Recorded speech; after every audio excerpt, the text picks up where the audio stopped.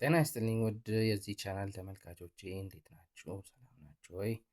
እንግዲህ ያው አብዛኛውን የማቀርባቸው ከዚህ በኋላ የሚሆኑት የመንግስት ሰራተኞችን በተመለከተ ይሆናል። በተለይ ከስራና ክህሎት ሚኒስቴር መስሪያ ቤት ስር የሚሰሩ ሰራተኞችን የሚያስፈልጋቸው ቤዚክ የሆኑ ሰነዶችን የማቀርብ ይሆናል። ስለዚህ ሊደርሳቸው ይገባል የምትሏቸውን መረጃውን በመላክ ሼር በማድረግ እንዲሁም ላይክ በማበረታታት ሰብስክራይብን በማድረግ እንድታግዙኝ ከወዲሁ ጥሬን አስተላልፋለሁ። እንጀምር። በኢትዮጵያ ፌዴራላዊ ዲሞክራሲያዊ ሪፐብሊክ የስራና ክህሎት ሚኒስቴር የስራ ዕድል ፈጠራ የአሰራር ጋይድላይን 2017 ሰኔ የአሰራር መመሪያ የወረደ ሲሆን መግቢያ ያለው ሰነዱ መግቢያ ያለው ከዛ ክፍል አንድ ጠቅላላ ድንጋጌ ያለው መግቢያውን ላንብብላችሁ። ሀገራችን ኢትዮጵያ ባለፉት ዓመታት የዜጎች ሁለንተናዊ ተጠቃሚነት መሰረት በማድረግ የቀረጸቻቸውን የልማት ፖሊሲዎች፣ ስትራቴጂዎች በመተግበር አበረታች ኢኮኖሚያዊና ማህበራዊ ስኬቶችን ማስመዝገብ ተችሏል። የተገኙት ማህበራዊና ኢኮኖሚያዊ ስኬቶች እንደተጠበቁ ሆነው በሀገሪቱ እየተፈጠረ ያለውን የስራ ዕድል ቁጥር እየጨመረ ከመምጣቱ የህዝብ ብዛት ጋር ያልተመጣጠነ በመሆኑ ሀገራዊ የስራ አጥነት ምጣኔው ከፍተኛ በመሆኑ ከስራ ፈላጊ ምዝገባ እስከ ስራ ስምሪት ድረስ ወጥ፣ ቀልጣፋ፣ ተደራሽና አካታች ያለመሆን እንዲሁም የስራ ገበያ መረጃ ስርዓት በቴክኖሎጂ የታገዘ አለመሆኑ ለዜጎች የስራ ዕድል የመፍጠር ስራ ቅንጅታዊ፣ ፍትሐዊና ውጤታማ በሆነ መልኩ ለመፈጸም የሚያስችል የስራ ዕድል ፈጠራ የአሰራር ስርዓት በተሟላ ሁኔታ አለመኖሩ በመሆኑ መንግስት ለስራ ፈላጊ ዜጎች በተገቢ ሁኔታ የስራ ዕድል ለመፍጠር እንዲያመች በሚኒስቴሮች መስሪያ ቤት አዋጅ ቁጥር 1263 ህዝባር 2014 አንቀጽ 25 ንዑስ አንቀጽ 2 መሰረት ለስራና ክህሎት ሚኒስቴር ሀገራዊ የስራ ዕድል ፈጠራ ስራን የማስተባበር የመከታተል የመቆጣጠር እንዲሁም በአዋጅ ቁጥር 1156 2011 አንቀጽ 17 አንቀጽ 171 ህዝባር 1 ሰ መሰረት የስራ ፈላጊዎችና ክፍት የስራ ቦታዎችን አመዘጋገብ ላይ ስልጣን የተሰጠው በመሆኑ እና የጥቃቅንና አነስተኛ መካከለኛ ኢንተርፕራይዞች ልማት ፖሊሲን መሰረት በማድረግ ይህ የስራ ዕድል ፈጠራ የአሰራር ማንዋል ተዘጋጅቷል ይላል መግቢያው። ስለዚህ ይሄ ምንድነው? የኢንተርፕራይዝ ልማት ፖሊሲ መሰረት በማድረግ የተዘጋጀ የአሰራር መመሪያ ወይም የአሰራር ማንዋል ነው አሁን የምንመለከተው ሰነድ ማለት ነው። ክፍል አንድ ጠቅላላ ድንጋጌ ይላል። ትርጓሜዎች አሉት። ሚኒስቴር ማለት ነው፣ ክልል ማለት ነው፣ ቢሮ ማለት ነው፣ ጽህፈት ቤት እያለ የስራ ዕድል ፈጠራ፣ የቤተሰብ ንግድ እዚህ ጋር ሞር የምንመለከተው የቤተሰብ ንግድ ማለት ነው የሚለውን ብንመለከት የቤተሰብ ንግድ ማለት ሁለት ወይም ከዚያ በላይ የአንድ ቤተሰብ አባላት የሚቆጣጠሩት በቀጥታ በንግዱ ውስጥ የሚሳተፉበት አብዛኛው የባለቤትነት ድርሻ የሚይዙበት ማለት ነው። ሁለት ወይም ከዚያ በላይ የአንድ ቤተሰብ አባላት የሚቆጣጠሩት ንግድ ማለት ነው ባጭሩ። አሰሪ ምንድነው የሚለውን ይገልጻል። ድርጅት ማለት ምንድነው የሚለውን ነገር ይገልጻል። ድርጅት የሚባለው ያው በኢንዱስትሪ፣ በግብርና፣ በአገልግሎት ወይም በሌላ ህጋዊ ዓላማ የተቋቋመ ነገር ግን በአንድ አመራር የሚካሄድ ተቋም ነው። በአንድ አመራር ስር ሆኖ የሚካሄድ ተቋም ድርጅት ይባላል ነው። ሰራተኛው ተቀጣሪ በሚለው ነው። ሰራተኛ አሰሪ ያለው ትርጓሜው ከአሰሪ ጋር በቅጥር የተመሰረተ ግንኙነት ያለው። ስራ ፈላጊ ማለት ምን ማለት ነው? እንግዲህ በ2017 አዲስ በወጣው የመመሪያ መሰረት የስራና ክህሎት ሚኒስቴር መመሪያ መሰረት ስራ ፈላጊ ማለት እድሜው ከ15 እስከ 64 ዓመት ድረስ እድሜ ያላቸውና የመስራት ፍላጎት ችሎታ እያላቸው የራሳቸውን ስራ በመፍጠርም ሆነ በመቀጠር ቋሚ ስራ የሌለው ያልተማሩትና በተለያየ ትምህርት ደረጃ የሚገኙ የሀገሪቱ ዜጎችን ያጠቃልላል። ጥሪት ማፍሪያ ጥሪት ማፍሪያ ማለት በተወሰኑ አካባቢ የሚገኙ የተፈጥሮ ሰው ሰራሽ የሀብት ጸጋዎችን በመጠቀም ለመነሻ ካፒታልነት የሚረዱ ገቢ ማስገኛ የስራ መስክ ማለታችን ነው ይላል። እንግዲህ ጥሪት ማፍሪያን እኛ ከዚህ በፊት የምናውቀው መነሻ ካፒታል የሌላቸው ወደ እድገት ተኮር ዘርፍ ለመሸጋገር መጀመሪያ በጥሪት ማፍሪያ 30% እንዲቆጥቡ ይደረግና በንግድ እቅዳቸው መሰረት 20% በሚያሳኩበት ወቅት ፋይናንሻሊ 20% እዛ የንግድ እቅዳቸው ላይ ያስቀመጡትን 20% በሚያሳኩበት ወቅት ቀጥታ ወደ እድገት ተኮር ዘርፍ የሚቀየሩበት ሁኔታ እንዳለ ነው። የአካባቢ ጸጋ ማለት ምን ማለት ነው የሚለውን ዜጋ ጸጋ ማለት ለስራ ፈላጊ ዜጎች በቅጥርም ሆነ በኢንተርፕራይዝ በማቋቋም ወደ ስራ ለማስገባት የሚያስችል ሀብት ነው። ጸጋ ማለት ሀብት ነው። ዜጎችን በቅጥር ወይም በኢንተርፕራይዝ አቋቁሞ ወደ ስራ እንዲገቡ የሚያስችል ሀብት ነው። ጸጋ ሀብት ነው። ቋሚ የስራ እድል የሚባለው ምን አይነት ነው? 1 ዓመትና ከዚያ በላይ ተቀጥሮ የሚሰራ ከሆነ አንድ ሰው ቋሚ ስራ እድል አለው ይባላል። ጊዜያዊ የስራ እድል ማለት ደግሞ በጥሪት ማፍሪያ ፕሮጀክት የራሳቸውን ኢንተርፕራይዝ በጊዜያዊነት በማቋቋም ከ1 ዓመት ላነሰ ጊዜ የሚሰሩ ወይም በሌሎች ድርጅቶች ውስጥ ከ1 ዓመት በታች ለሚሆን ጊዜ በቅጥር የስራ እድል የተፈጠረላቸው ማለት ነው በሚል አስቀምጦታል። ቀደም ሲል በነበረው መመሪያ ግን ይሄ አልነበረም። ከ1 ወር ላላነሰ ከ1 ዓመት ላልበለጠ በሚል ነበረ። አሁን እንግዲህ በ2017 መመሪያ የተሻሻለው እንግዲህ ከ1 ዓመት ላነሰ ጊዜ በቅጥርም በተለያየ መንገድ የስራ እድል የተፈጠረለትን እንደሚያካትት ነው። ሌላው ፈጠራ ማለት ምን ማለት ነው? ፈጠራ ማለት የአዲስ ምርት አገልግሎት ወይም ሂደት ፈጠራ ልማትና ትግበራ ወይም አዳዲስ መፍትሄዎችን ወይም በስራ ላይ ባሉ መፍትሄዎች ላይ የተደረገ ጉልህ ማሻሻያ የሚወክል ድርጊት ነው። የተደረገ ጉልህ ማሻሻያ። ስታርታፕ በተለይ መሰረታዊ የሚባሉ ነገሮችን ነው እዚህ ጋር ማነሳላችሁ። ስታርታፕ ማለት ምን ማለት ነው? ስታርታፕ ማለት በቴክኖሎጂ የታገዘ ከዚህ በፊት ምንም የንግድ ልምምድ የሌለው ወይም ውስን የንግድ ልምድ ያለውን ሰው ለመግለጽ የተቀመጠ ቃል ነው። ስታርታፕ ወይም ጀማሪ ነው፣ ግን የቴክኖሎጂ ወይም በቴክኖሎጂ የታገዘ ፈጠራን የሚሰራን ከዚህ በፊት ልምድ የተወሰነ ትንሽ ልምድ ያለው ወይም ደግሞ ፍጹም ልምድ የሌለው ያንን ሰው በንግዱ ዓለም ለመግለጽ የተቀመጠ ቃል ነው። ይህ መደበኛ ንግድ የምንለው ህጋዊ እውቅና የሌለው የንግድ እንቅስቃሴ ነው። ህጋዊ እውቅና የለውም። ይህ መደበኛ ህጋዊ እውቅና የለውም። የግል ኢንተርፕራይዝ ማለት አንድ ኢንተርፕራይዝ ባለቤት የሚያቋቁመውና የንግድ ባለቤት ያለው ሆኖ በንግድ ህጉ የሚገኝ አንዱ አደረጃጀት አይነት ሲሆን የኢንተርፕራይዙ አጠቃላይ እንቅስቃሴና ስራዎች በሙሉ ኢንተርፕራይዙ በአቋቋሙ አቅምና ፍላጎት የሚወሰን ነው። ህብረት ሽርክና ማለት ምን ማለት ነው? ህብረት ሽርክና ማለት ህጋዊ ህልውና ያለው ከንግዱ ማህበር ወይም ድርጅቶች ሁሉ ላቅ ያለ ቅርጽ ያለው የሸሪኮች አነስተኛ ቁጥር 2 ሰው ሲሆን ትልቁ የመስራት ቁጥር ደግሞ ገደብ የሌለው እና የአነስተኛ መነሻ ካፒታልን በውስጡ ደንብ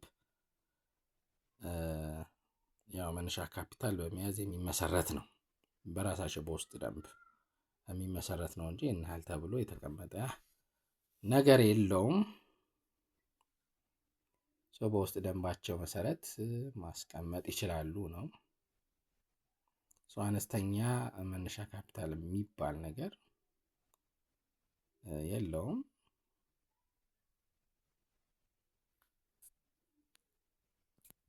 ሌላው ኃላፊነቱ የተወሰነ የግል ማህበር የኃላፊነቱ የተወሰነ የግል ማህበር በንግድ ህጉ አንቀጽ 495 መሰረት ከ2 አባላት ባነሰ ግን የመጀመሪያውን ስንመለከት መነሻ ካፒታል የለውም እያለን ሳይሆን ህብረት ሽርክና ማህበሩ መነሻ ካፒታል አለው ይብዛም ይነስም።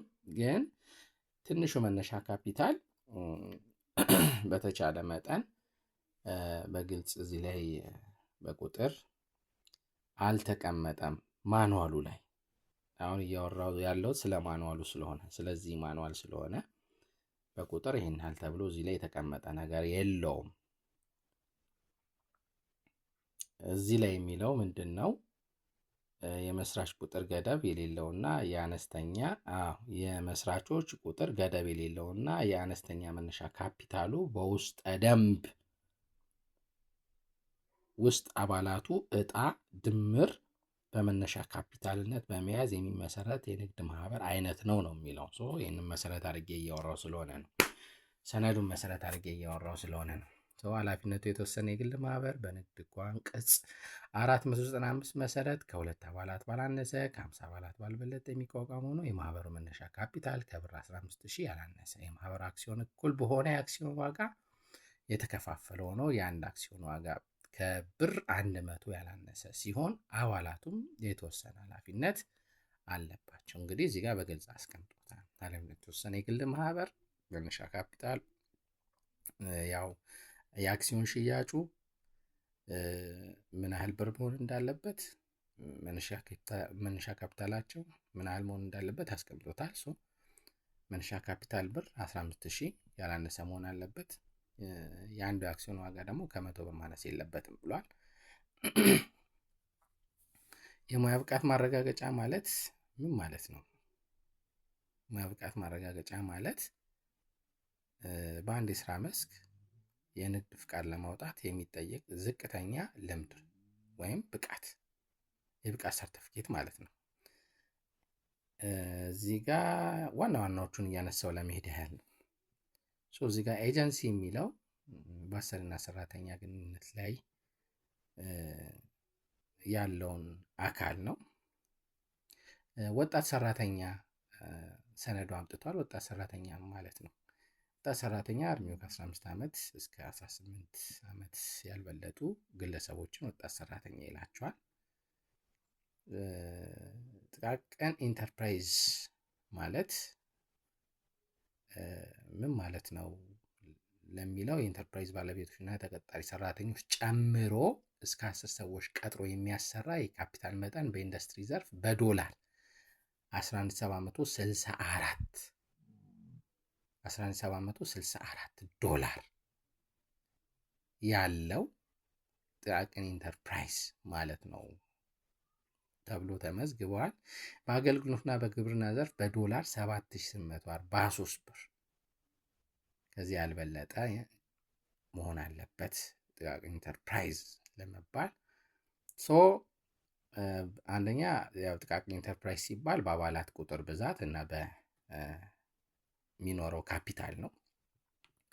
በአባላት ቁጥር ብዛት ከ10 ሰዎች ያልበለጠ መሆን አለበት። በሚኖረው የካፒታል አቅም ደግሞ በኢንዱስትሪ ዘርፍ ከ11764 ብር መብለጥ የለበትም ተብሎ ተቀምጧል።